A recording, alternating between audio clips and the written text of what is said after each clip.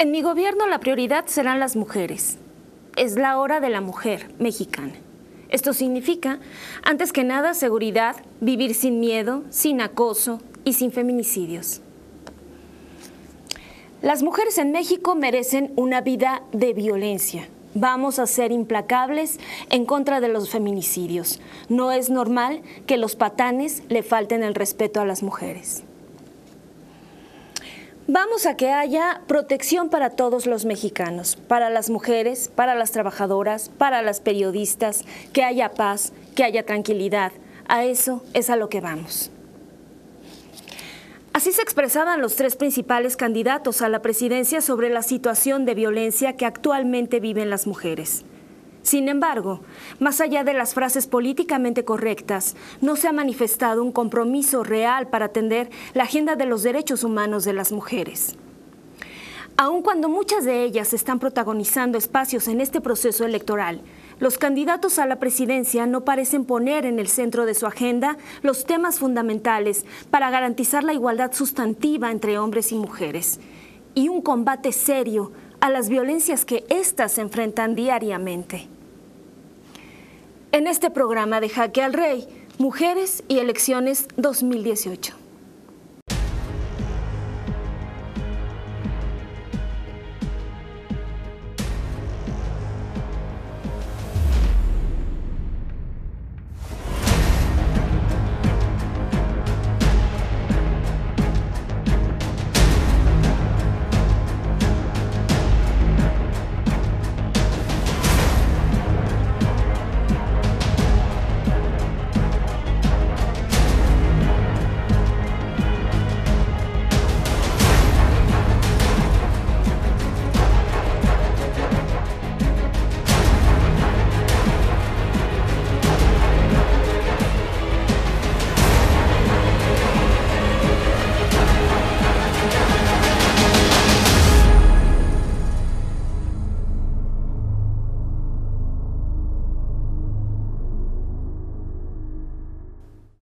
¿Qué tal? Bienvenidas, bienvenidos a Jaque al Rey.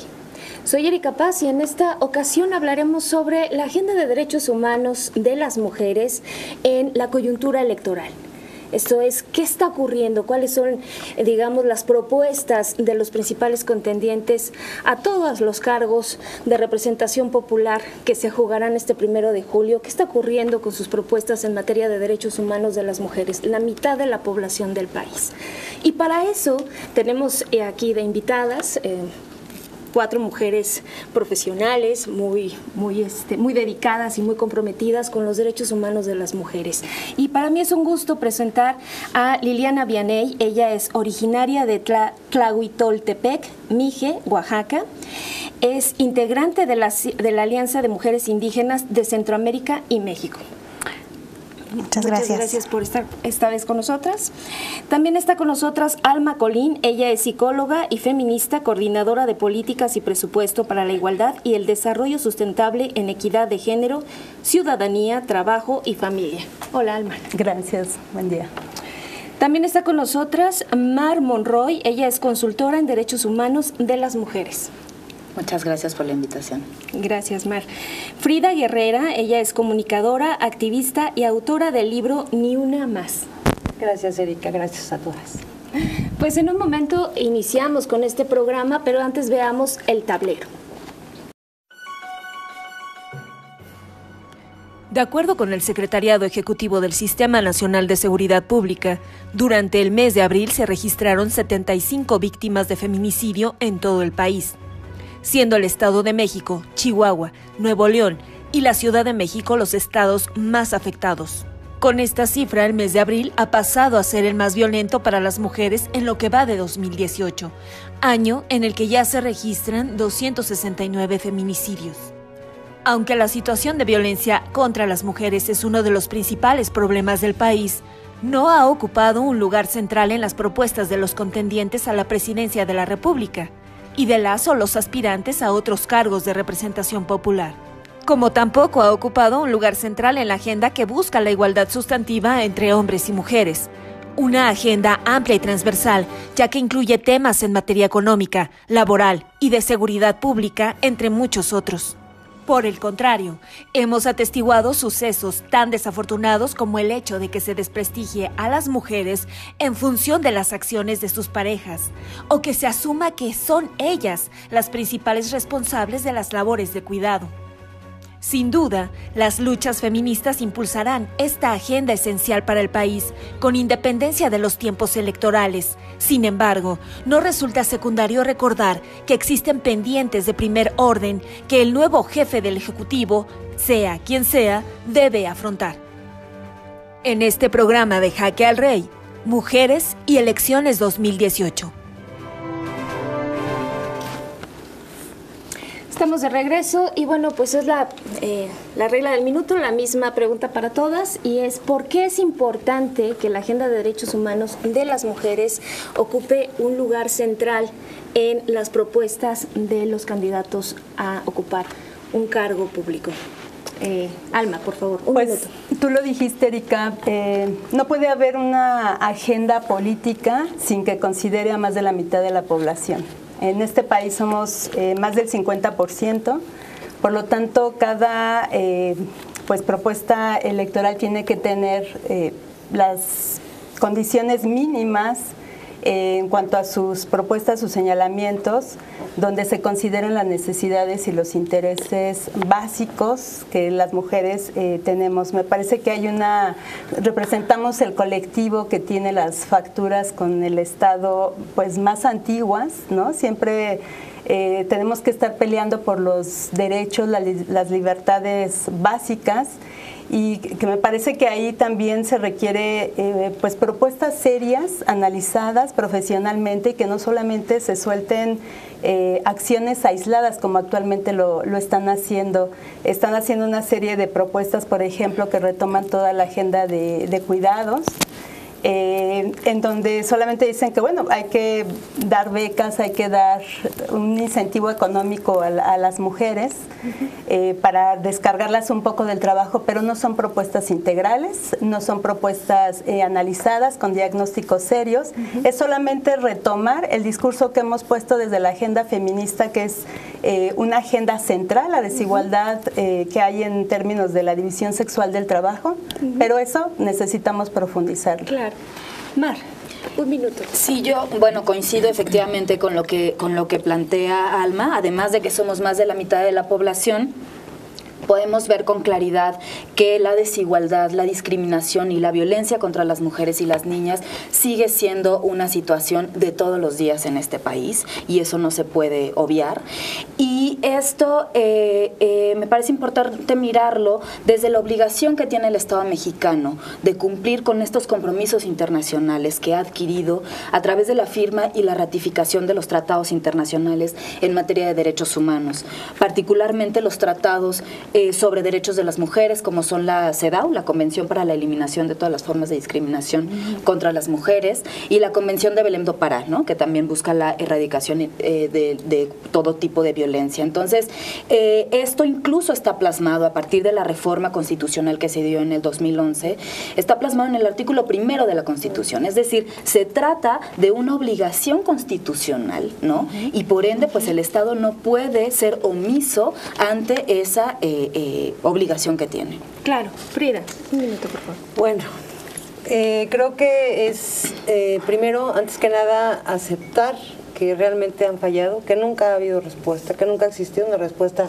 real, que estas soluciones de entregar dinero a las amas de casa o a las niñas que tienen cierta situación vulnerable de 200, 300 pesos no ayuda, nunca va a ayudar.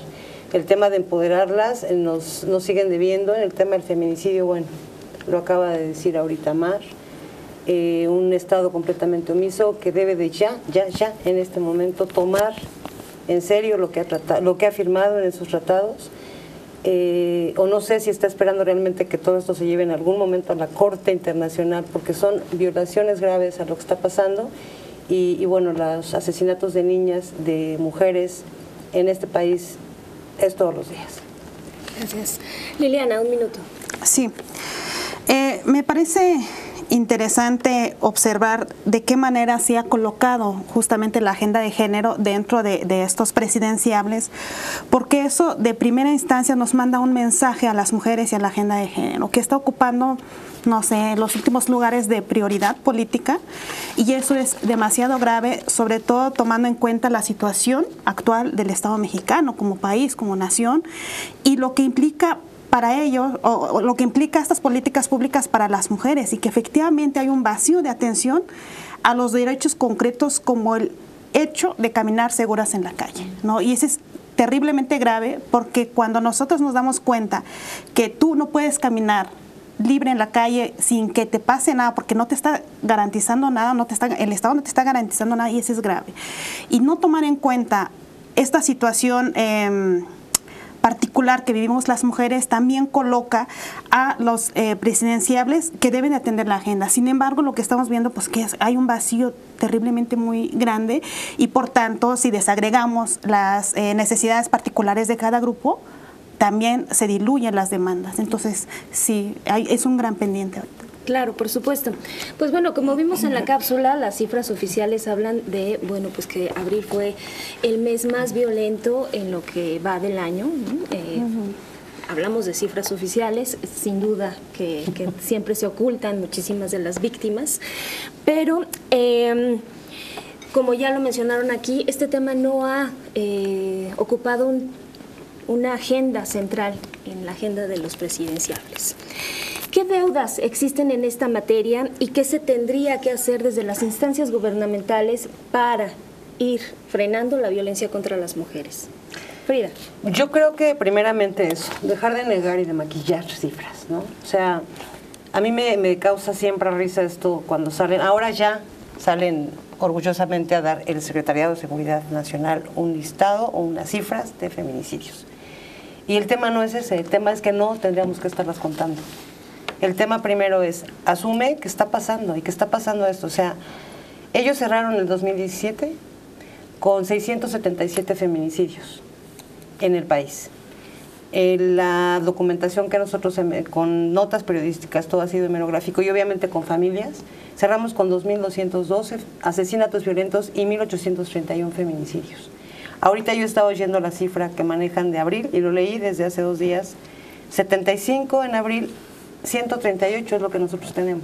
Entonces yo creo que en el momento en que de verdad ellos se instalen en aceptar que está pasando, y que ya no podemos estar peleando con los organismos y con las mujeres que se dedican a estar haciendo estas documentaciones, y aceptar que está pasando, que está sucediendo, y agarrar la realidad donde se tiene que poner, yo creo que eso va a empezar a cambiar las cosas.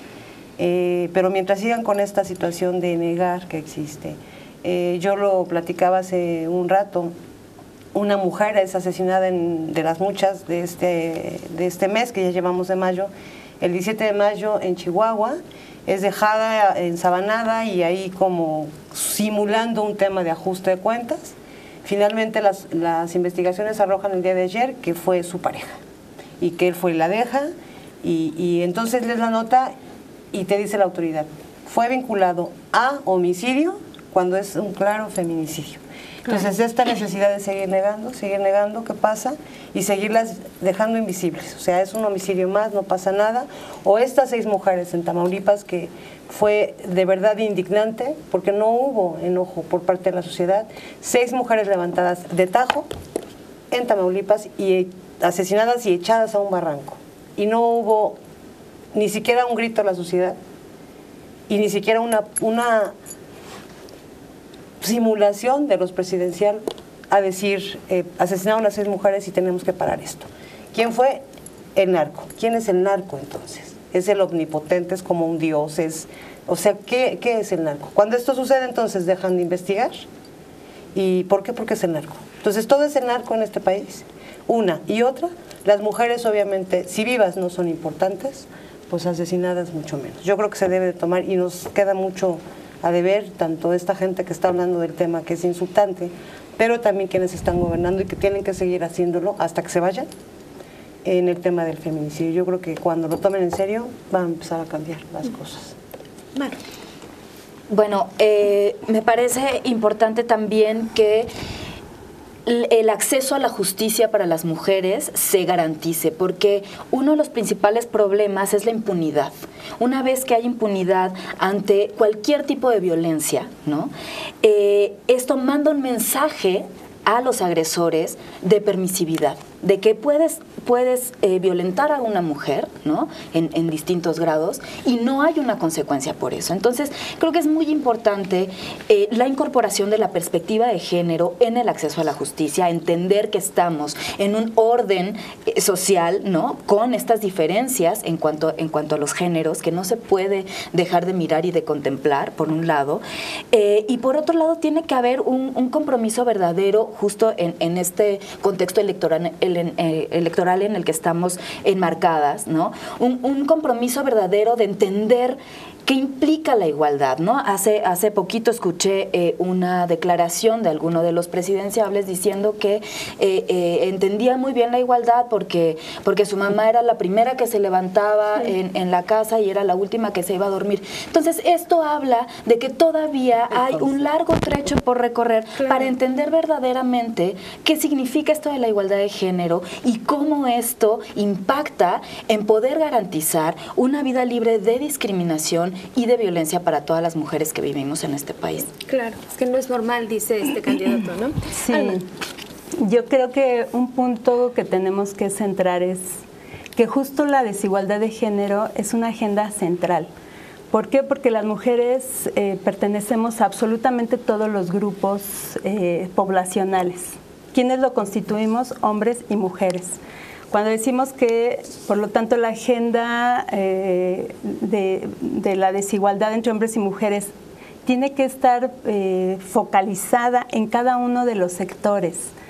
Y cuando digo esto es que ninguno quede exento. Estamos muy en la costumbre, en la tradición de que pues los ubican incluso en temas que tienen que ver con mujeres y se van al ámbito de salud, al ámbito educativo, incluso al ámbito de violencia, por supuesto. La violencia es la forma de discriminación más cruda que puede existir.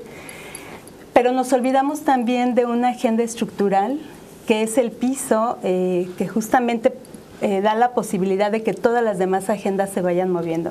¿A qué me refiero? Tenemos que centralizar que las mujeres también, o tenemos que tener políticas para la igualdad de género en el ámbito financiero, en el ámbito del desarrollo de la infraestructura, en el ámbito económico, en comunicaciones y transportes, en el ámbito energético, porque todas esas agendas pareciera que están ajenas a nosotras, cuando eso implica el corazón del desarrollo de un país. Claro. Y si a nosotras no nos miran ahí como protagonistas, como hacedoras de un trabajo cotidiano, pero también haciendo política pública, pareciera entonces que para nosotros es un ámbito y es un ámbito del ámbito solo de lo social y nos olvidamos de lo económico.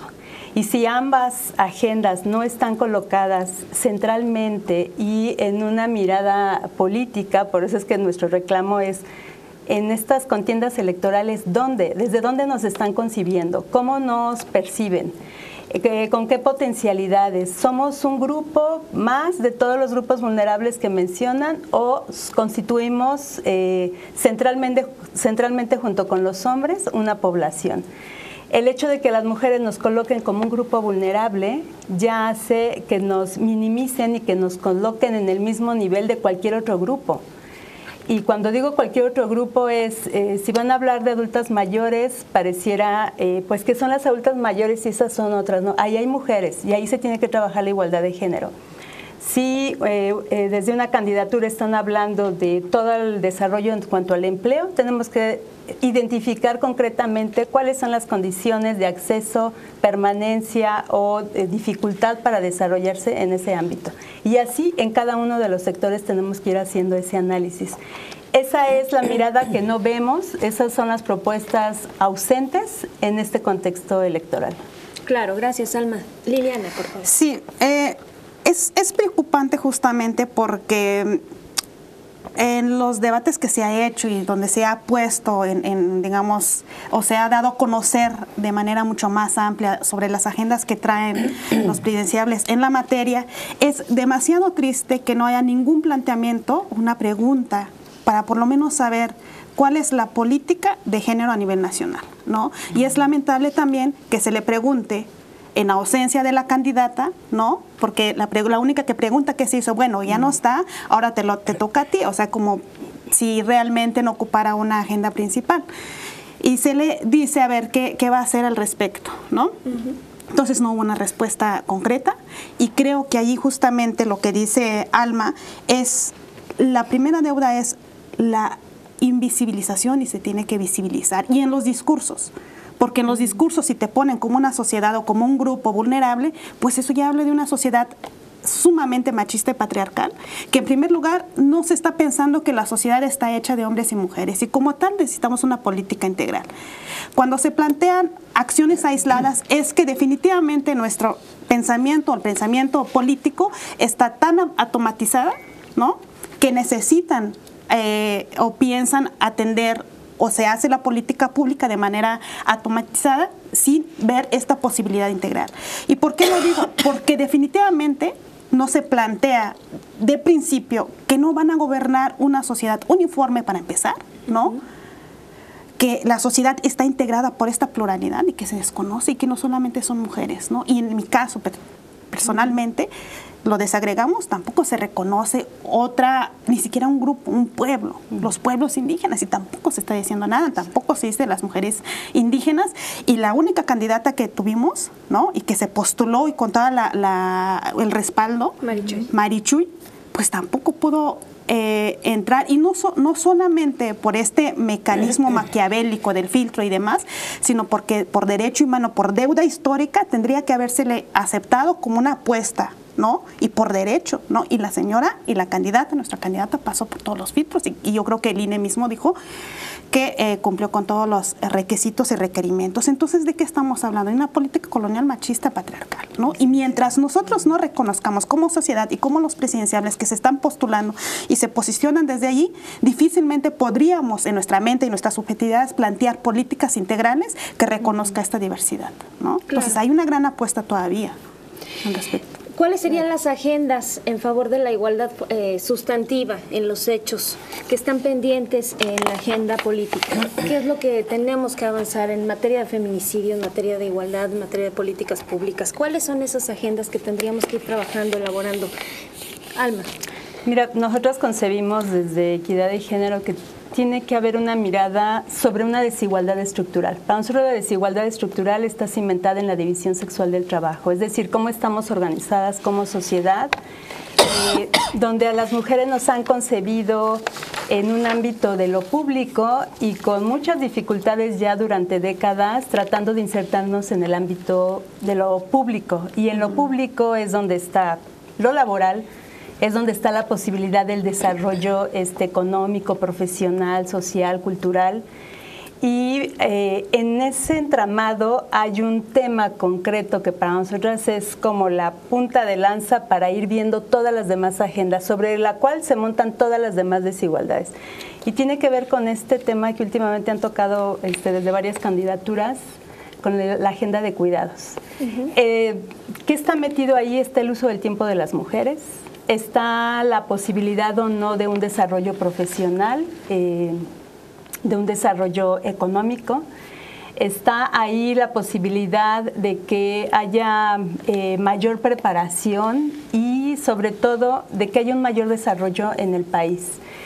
Si no descargamos tiempo de trabajo doméstico y de cuidado de las mujeres, se van a seguir presentando una serie de situaciones que nos va a colocar en desventaja. Y ahí es donde justo el tema de violencia puede entrar desde diferentes lugares. No es que son fenómenos aislados, es que mientras menos posibilidades las mujeres de ejercer plenamente derechos tengan, se van a presentar otro tipo de dificultades que les va a impedir que realmente tengan un reconocimiento pleno, que sean consideradas sujetas de derecho.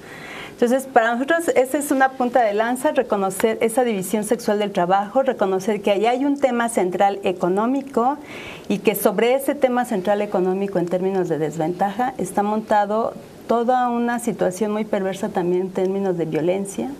Y claro que la última expresión y la expresión más lacerante en esta sociedad es todo el tema de feminicidios, el tema del uso del cuerpo de las mujeres, pues de una manera desmesurada, cruel, pero además también que no perdamos de vista que esto se ha utilizado sistemáticamente a través de la historia. O sea, no es el único momento, siempre hemos sido vistas como un sujeto, como un botín político, como un botín también para humillar, someter al contrario, con el grupo que se está luchando.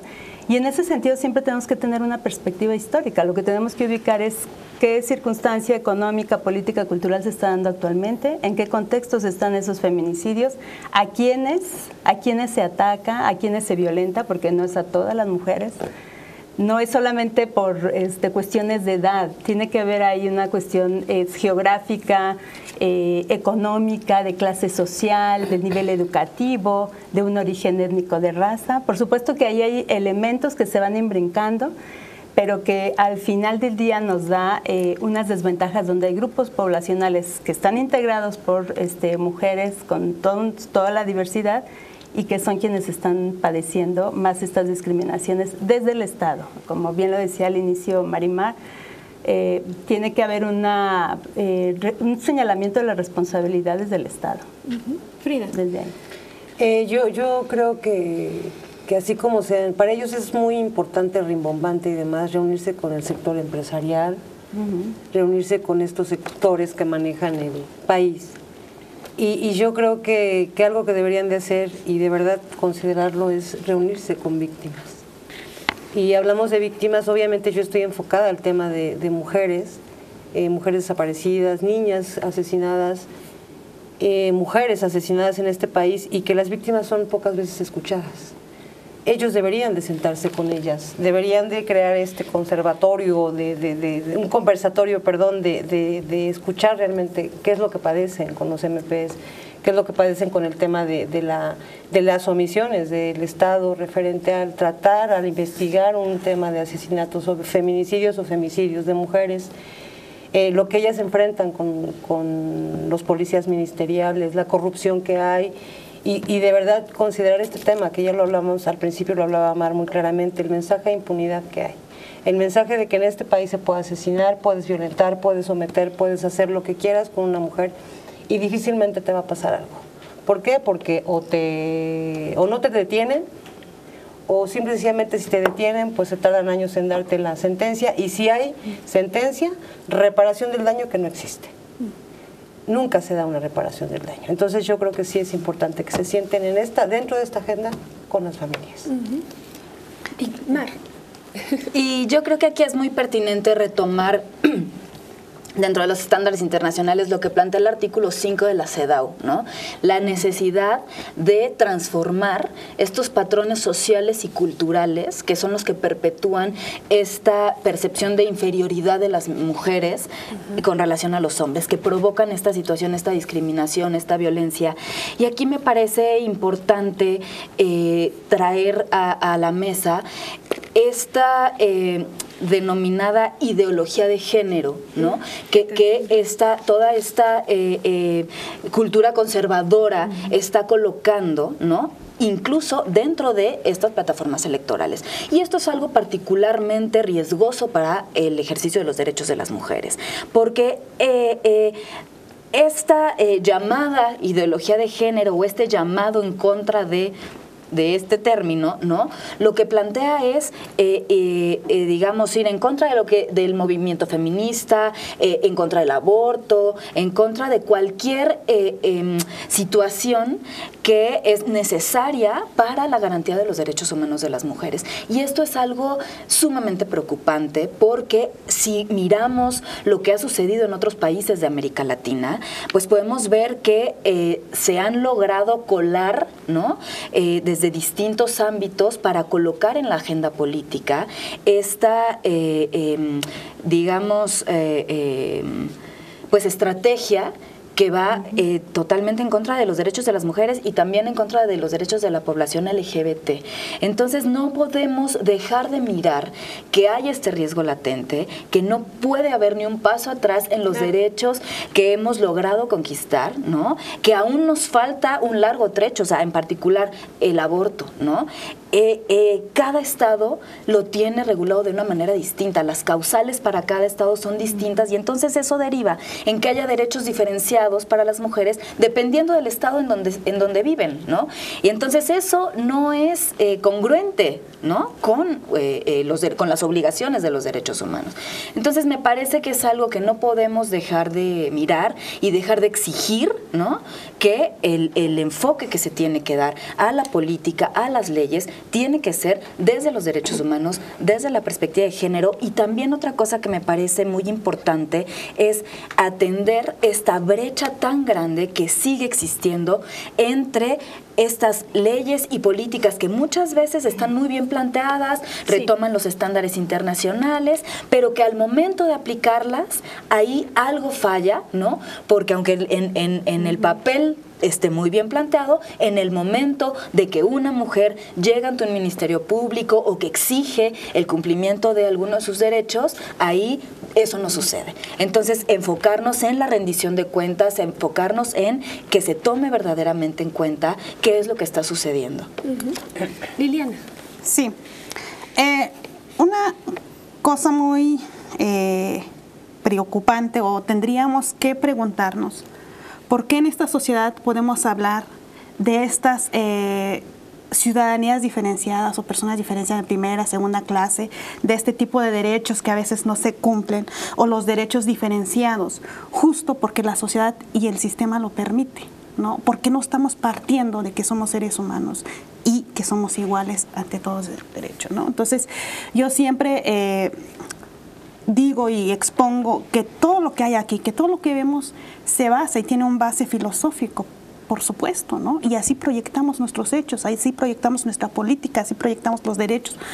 Y si nosotras y la sociedad y todos los candidatos y las personas que están enfrente de la ejecución de políticas públicas y enfrente de garantizar los derechos humanos, no toman de manera integral lo que ahorita estamos entendiendo como derechos humanos, que es esta parte de la interdependencia, de la integralidad, si nosotros no ajustamos las políticas públicas con base en con estos principios de los derechos humanos, vamos a estar siempre con acciones diferenciadas y automatizadas.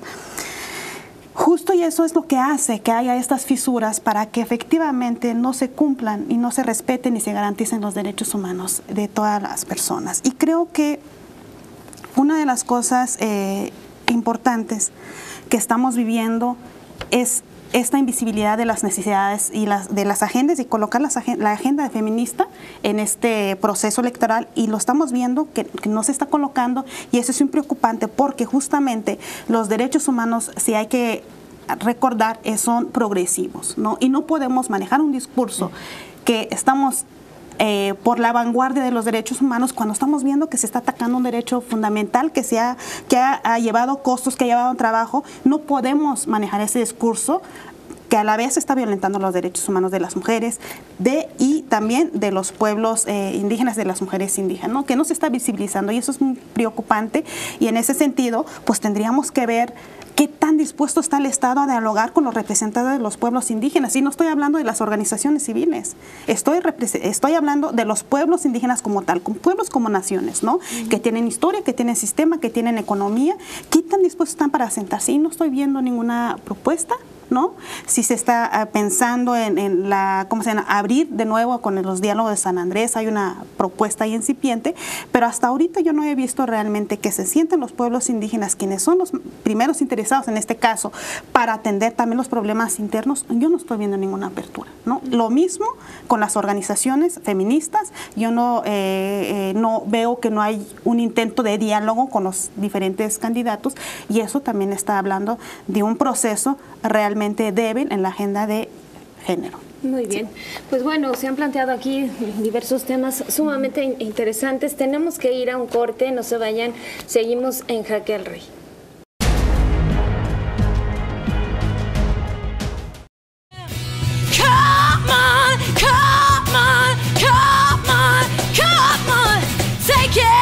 Take another little piece of my heart, baby.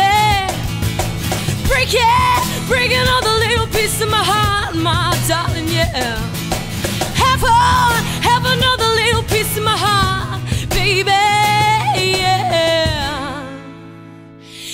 don't know you got it. Child, if it makes you feel good.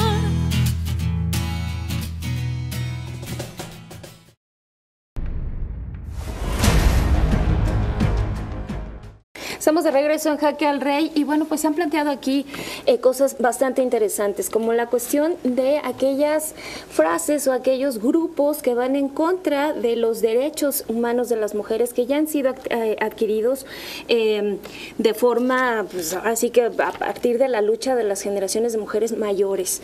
¿Cómo frenar esa embestida de algunos grupos políticos que además están situados en posiciones muy estratégicas que pueden ir en menoscabo de los derechos humanos? Pero también, por otra parte, cómo impulsar esta agenda, lo que se necesita, que los políticos, que las autoridades, los funcionarios públicos se sienten a la mesa con las familias de las víctimas de feminicidio, con las víctimas de violencia contra las mujeres, con los pueblos originarios. ¿Cómo hacerlo? Quien quiera empezar, Alma.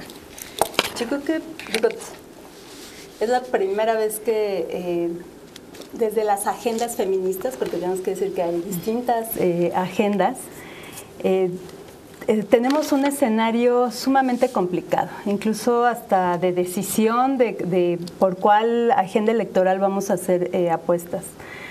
¿Por qué? Porque este tema que traía Mar sobre el asunto del Estado laico es una preocupación que va en ascenso.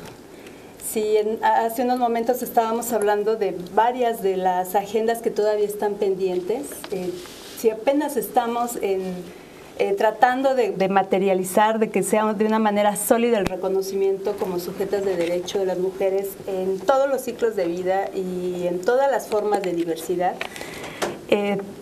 y de pronto nos encontramos en un escenario donde hay propuestas incluso en varias agendas electorales. O sea, no podemos decir que es un solo grupo, es en general, aunque algunos lo traen mucho más marcado.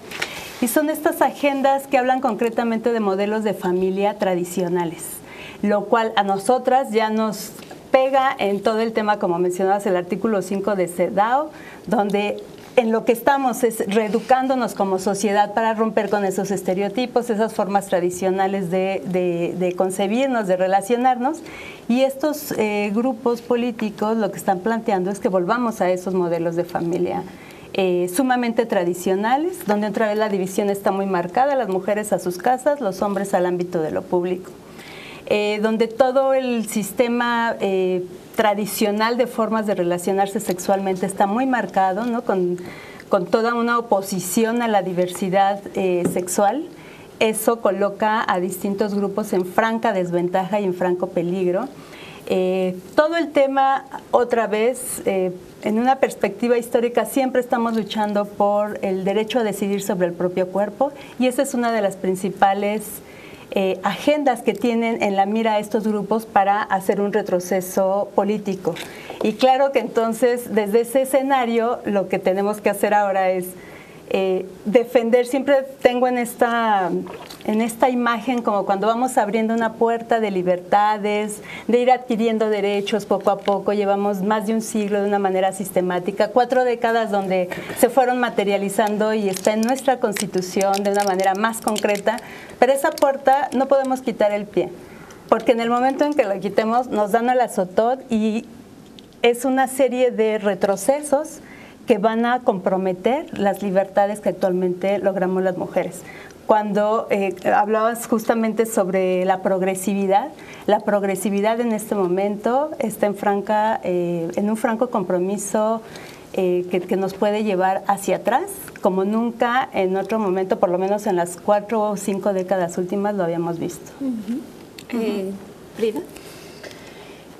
Yo creo que bueno, el tema de la igualdad es como una situación de verdad de eso, de llegar a la igualdad. Pero ahorita lo mencionabas, hay esta situación de clases, ¿no? Se lucha y se visualiza mucho el tema de lo que está pasando con el tema político, la violencia política a las mujeres, este tema de poner las agendas feministas. Pero también hay un tema que dentro de las mismas agendas feministas no se ve, que es esta situación de las mujeres indígenas. mujeres víctimas de feminicidio, donde las madres y las familias no saben defender a esta hija que fue asesinada porque pues, están ocupadas trabajando, ¿no? Están ocupadas educando a los hijos, lavando y planchando ajeno en las otras casas. Y que yo creo que tendríamos también que voltear a ver que dentro de estas mismas agendas no se está viendo mucho el tema de que para las mujeres en muchos lugares de estas sierras oaxaqueñas, en Guerrero, en San Luis Potosí, en Hidalgo, el panorama nunca ha cambiado, siempre ha sido el mismo. La mujer en su casa, el hombre en donde tiene que estar, borracho y ella sorteando el tema. O sea, yo creo que esta realidad no ha cambiado para muchas mujeres, yo creo que nunca la han conocido.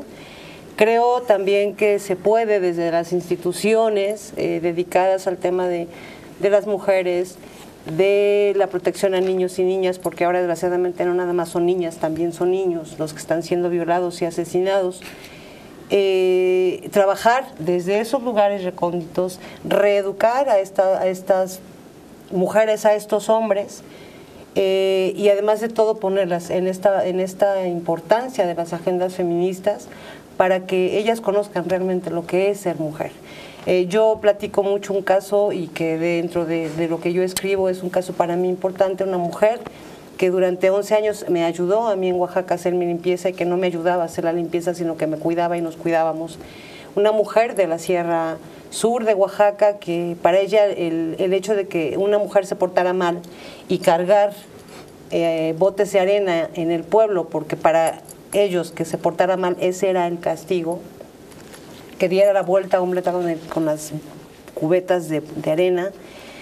Ella decía, es que en el pueblo hacen esto, y reeducarlas. O sea, yo nada más platiqué con una, pero reeducarlas y enseñarles y empoderarlas y decir, te puedes salir, tú no tienes por qué soportar que fulano, que sutano, que porque tu mamá te vendió, te tengas que quedar con él para siempre. O sea, yo creo que hay mucho trabajo que hacer, pero de campo, tanto desde la sociedad como desde esta gente, estos presidentes. Claro, pues ahí hay una propuesta, ¿no?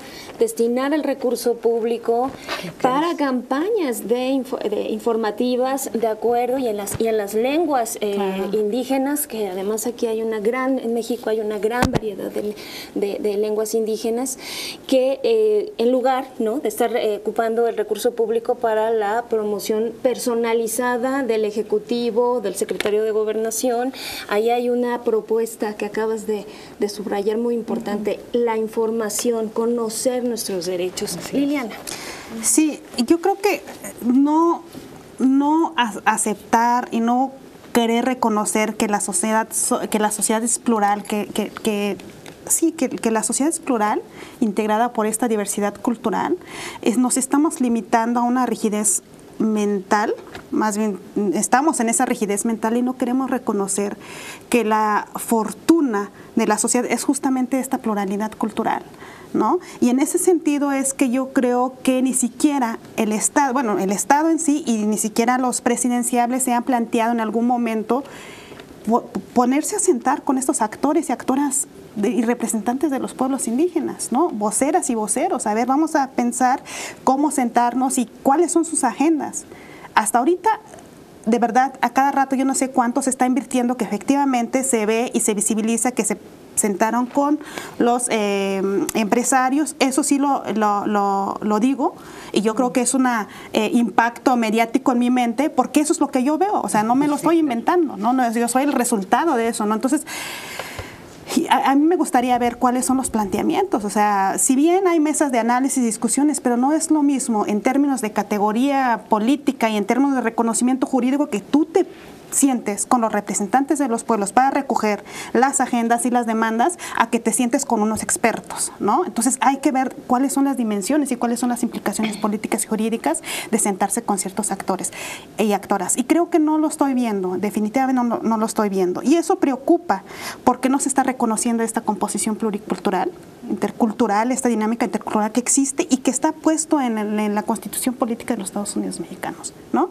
O sea, yo no sé cómo se está tomando en cuenta, porque si bien debemos de recordar que cualquier desarrollo de políticas públicas, desarrollo de leyes y demás, se tienen que consultar a los pueblos indígenas.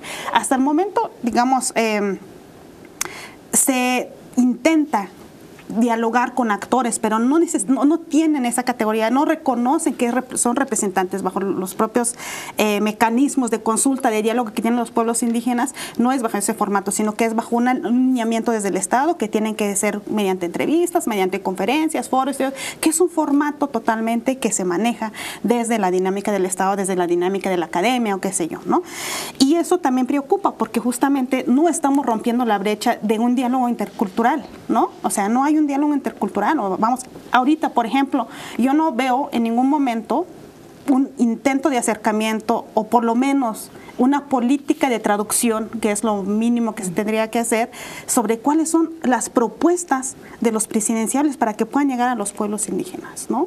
Por lo menos no hay un equipo que esté preocupado porque miren, aquí está la propuesta. No lo veo. O con los desplazados. O con los desplazados, ¿no? O sea, no lo estamos viendo. Entonces eso preocupa porque evidentemente no se está visibilizando.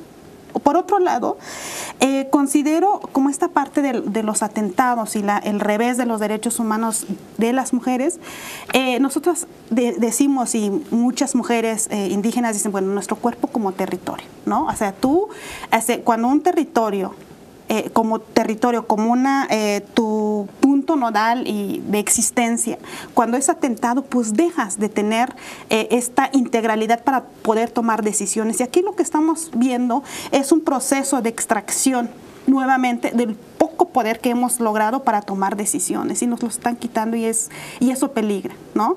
Entonces, en tanto no se nos respete con los derechos que tenemos ahorita, y tenemos que visibilizar y ver hacia el horizonte de la progresividad, pues estamos realmente en un grave peligro, ¿no? Porque no estamos en un contexto como que nos esté diciendo o nos esté mandando mensajes de la progresividad de los derechos. Y bueno, y en ese sentido también efectivamente estas políticas coloniales, machistas, patriarcales, pues en México, por ejemplo, efectivamente en el caso de los feminicidios es un problema, no sé cómo llamarle, pues es un atentado a los derechos de las mujeres indígenas, de las mujeres, y no solamente es un derecho individual. O sea, hay que entender que tener un feminicidio a nivel nacional ya está atentando contra el derecho de todas las mujeres, ¿no? Afecta a toda la población, afecta a la colectividad, a la sociedad y demás. Y si en ese sentido no se reconoce que efectivamente el feminicidio es un problema social, ¿no? Y de implementación de políticas social, de salud, ¿no? Económico, de todo, pues estamos con muchos pendientes para poder aterrizar las acciones. Y eso realmente preocupa, porque si bien se ha reconocido, se ha reconocido realmente, pero por ejemplo, a mí me gustaría saber cuántas de este tipo de feminicidios hay mujeres indígenas, y cuántos de estos feminicidios, son productos del desplazamiento interno, ¿no? O de la pobreza que hay en la sierra, ¿no? Porque el Estado no es capaz, digamos, de implementar primero el diálogo, para entonces implementar un desarrollo local con el consentimiento de los pueblos indígenas. Sí, es un problema transversal. Exacto. Sí, yo creo que en este sentido es importante, digamos, ahorita que colocan esta situación de los feminicidios, tener claro que no hay violencia chiquita, pues, o sea, al final cualquier tipo de violencia tiene un impacto, porque es como una bola de nieve, pues, ¿no? Y creo que un problema muy grande es esta naturalización, ¿no? O sea, escuchamos esta cifra, 269 feminicidios hasta ahora en lo que va de este año, ¿no?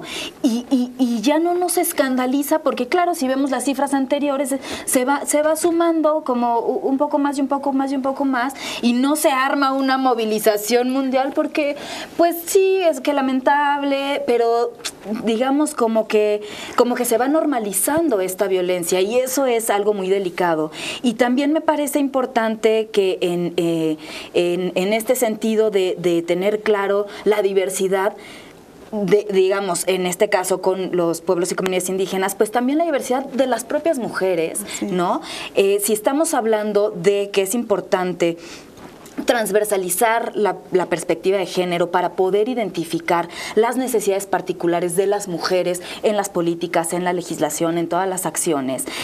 También es importante incorporar la interseccionalidad, porque no es lo mismo, ¿no? Claro. Lo que pasa con una mujer indígena o, por ejemplo, las situaciones que atraviesan las mujeres con discapacidad. Vemos unas situaciones de violencia sexual brutales que están absolutamente invisibilizadas. ¿Qué pasa con las mujeres migrantes, no? ¿Qué pasa con las defensoras de derechos humanos, con las periodistas, ¿no? Con las mujeres jóvenes que, por cierto, México tiene ahorita el mayor número de mujeres adolescentes con embarazos, ¿no? Las mujeres trabajadoras, que al menos a nivel de la Ciudad de México hay un índice de que la principal queja de discriminación es que las corren por estar embarazadas, por ejemplo. Entonces, lo que digo es importante ubicar, ¿no?, dentro de las propias mujeres la diversidad de mujeres que somos. Exacto. Y entonces cómo atender de manera integral, ¿no?, las necesidades particulares de cada una a partir de su condición social, de su edad, de lo que sea, ¿no?, la participación política también, ¿no?, la paridad, ¿no?, en cuanto al acceso a los lugares de toma de decisiones, que bueno, también vemos que sigue siendo algo que por una parte pareciera que ya está muy superado, pero acabamos de ver asesinatos de compañeras que estaban contendiendo por cargos políticos, y esto sigue sucediendo hoy en 2018. Entonces, bueno, mirar los distintos contextos y poder dar la atención que cada uno de ellos requiere. Claro, totalmente. Yo quiero hacer dos acotaciones ahí, porque me parece importante, justo por los planteamientos que se hacen. Cuando hablamos de la centralidad de la igualdad de género en todos los sectores, significa que estamos hablando de absolutamente todas las secretarías que tienen a su cargo en este país atender a las poblaciones. Que esas secretarías tienen la obligación de atender la diversidad, y por eso es que la agenda de la igualdad de género es central en la política pública, porque sí tenemos concretamente muy identificado que, por ejemplo, en materias de cuidado, las mujeres indígenas son las que trabajan más dentro de toda la diversidad de las mujeres. Y que en los primeros años de vida y al final de la vida, ya hablando por grupos de edad, son donde concentran más trabajo. Que las mujeres indígenas son las que menos tienen posibilidades de entrar al sector de lo laboral, incluso en el ámbito de lo formal, porque generalmente entran al sector informal, y cuando es formal es en el área de servicios, pero ahí la informalidad nos está hablando de que son poblaciones que no van a alcanzar una pensión, no se van a jubilar ni una pensión porque no están en la formalidad del trabajo.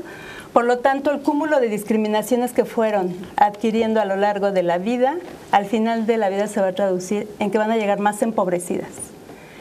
Sin seguro social, sin acceso a créditos, seguramente sin bienes propios, aparte de todo lo que por usos y costumbres se les va dejando atrás. Sabemos, por ejemplo, que en términos de violencia, yo hace 10 años más o menos con la REDIM, la Red por los Derechos de la Infancia, hacía el señalamiento. Ustedes trabajan en infancia, pero no están viendo el tema del feminicidio. Y el feminicidio está centrado en las mujeres, en promedio 14 y 17 años. Por lo tanto, estamos hablando de la infancia. Lo que quiero decir es que para eso nos sirven nuestros instrumentos. La CEDAW claramente nos dice que la CEDAW es para las mujeres como nuestra carta magna. Y con esa podemos proteger absolutamente todos los grupos poblacionales. Cuando yo hablo de la diversidad, estoy hablando de todos los grupos, sean universitarias, indígenas, que viven en la calle, periodistas, no sé, el grupo que quieran ponerme. Y además estamos diciendo que desde la CEDAW, cuando habla de la no discriminación, es en todo el ciclo de vida, es decir, desde el momento en que nace una niña hasta que muere una mujer adulta mayor. Por lo tanto, poder utilizar nosotros el instrumento concreto de la CEDAW para la no discriminación y con eso interlocutar con el Estado, significa que estamos considerando toda esa diversidad. Por supuesto que tenemos que tener más énfasis seguramente en lo metodológico, en lo discursivo, pero si queremos hablar de agendas estructurales, vamos a hablar de las mujeres como colectivo, pero que al momento de la atención, y esa es una obligación en la que el Estado tiene que capacitar a todo su servicio público para poder atender y diferencialmente por grupos de edad, por formas diversas de ser estos grupos identitarios, tiene que generar políticas públicas diferenciadas, mínimo por condiciones de sexo, género, por la edad, por la ubicación geográfica, por la orientación sexual, por las religiones, por la condición étnica de raza, por su condición migrante o no, etcétera. Entonces, toda esa diversidad, ¿con qué instrumento? Es el instrumento más bondadoso que tenemos, el normativo, y con el cual interlocutamos frente al Estado, es la CEDAW. Y ahí está reconocida toda esta diversidad. Pues se nos ha acabado, que es esa parte fundamental. Se nos ha acabado el tiempo. Sí. Vamos rapidísimamente a las conclusiones. Mar, por favor. Bueno, pues yo cerraría haciendo énfasis en la importancia de no pensar a las mujeres como un grupo poblacional. Las mujeres no somos un grupo, somos más de la mitad de la población, y esa percepción es fundamental para desde ahí impulsar todas las políticas, las leyes, todas las acciones que tiendan al avance en los derechos. Y otra cosa con la que quiero cerrar es plantear que quien sea que quede al frente de este país una vez concluido el proceso electoral debe tener muy claro la responsabilidad en el cumplimiento de estas obligaciones en materia de derechos humanos. O sea, que tener claro que no son prerrogativas, los derechos de las mujeres no son prerrogativas, sino que son obligaciones que le tocará cumplir a quien sea que llegue a ocupar ese cargo. Muy bien. Liliana. Sí, cierro nada más comentando que primero habríamos de reconocer, la verdad a mí me preocupa mucho esto, si no reconocemos que México sí está en una grave crisis, tus políticas no van a responder esa crisis porque no lo está reconociendo, ¿no? Entonces, creo que el Estado mexicano o México, país, sí está en una situación de guerra, ¿no? Que ha llevado muchísimas muertes, y si tú no reconoces esta guerra, difícilmente vas a poder implementar políticas para restaurar la paz, ¿no? Entonces, uno, yo creo que es eso. Dos, que sí tendrían que, la Carta Magna para cualquier tipo de políticas públicas, pues tendría que ser los derechos humanos, ¿no?, reconocidos efectivamente en estos instrumentos internacionales para poder vigilar los derechos de cada una de las personas, hombres, mujeres y niños, y con todos estos grupos diferenciados, personas diferenciadas, ¿no? Muy bien. Frida. Pues yo nada más cerraría con esto también. Quien llegue tiene que hacerlo, es su obligación, no es promesa de campaña, no debe ser bandera política. Y de verdad esto, que revisen si hay fiscalías generales. Dentro de la fiscalía de la PGR hay una fiscalía antisecuestro, una fiscalía antidrogas especializada en el tema.